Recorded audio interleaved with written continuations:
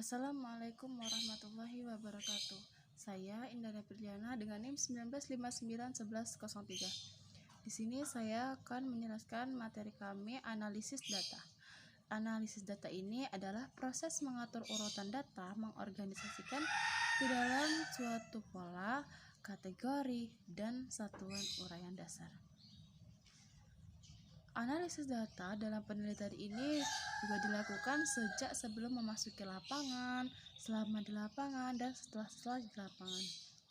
Analisis data ini dilakukan setelah data yang diperoleh dari sampel melalui instrumen yang dipilih dan akan digunakan untuk menjawab masalah dalam penelitian atau untuk menguji hipotesa yang diajukan melalui penyajian data.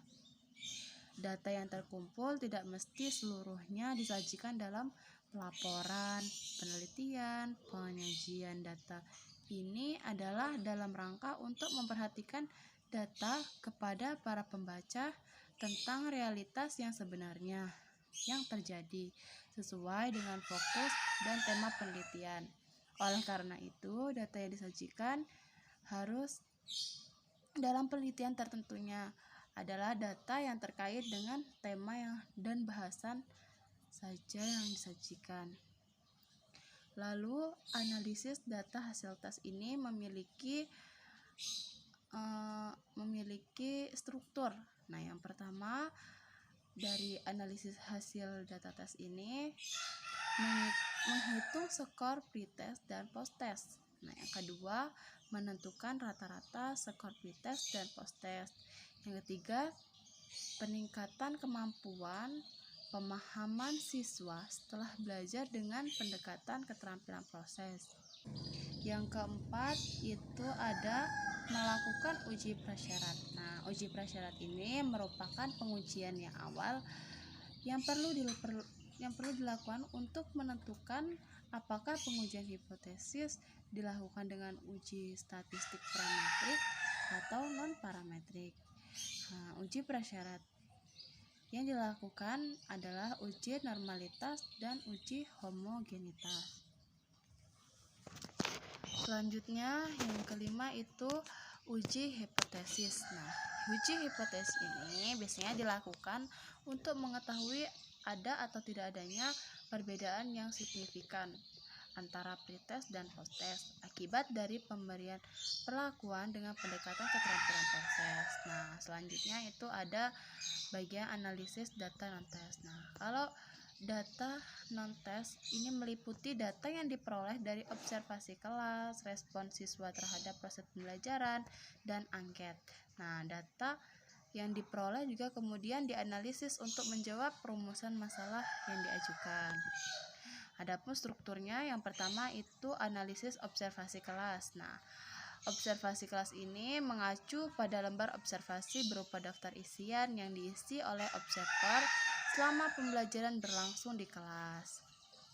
Lalu, lembar observasi ini digunakan untuk mengetahui secara langsung sehingga diketahui gambaran umum dari pembelajaran yang terjadi. Observasi yang dilakukan dalam penelitian ini digunakan untuk memperoleh gambaran mengenai aspek-aspek proses pembelajaran yang diterapkan. Lalu, sehingga dapat dilihat peran guru saat pembelajaran. Interaksi yang terjadi antara siswa dengan guru maupun siswa dengan siswa yang lain. Keaktifan siswa selama pembelajaran, pemahaman konsep yang dimiliki siswa, serta kendala yang dipahami dalam pembelajaran. Lalu yang selanjutnya itu yang kedua analisis respon siswa terhadap respon pembelajaran data yang terkumpul. Nah, dipisahkan mana yang termasuk ke dalam proses positif dan mana yang termasuk respon negatif, sehingga diketahui respon siswa terhadap pembelajaran dengan menggunakan pendekatan keterampilan proses setelah pembelajaran.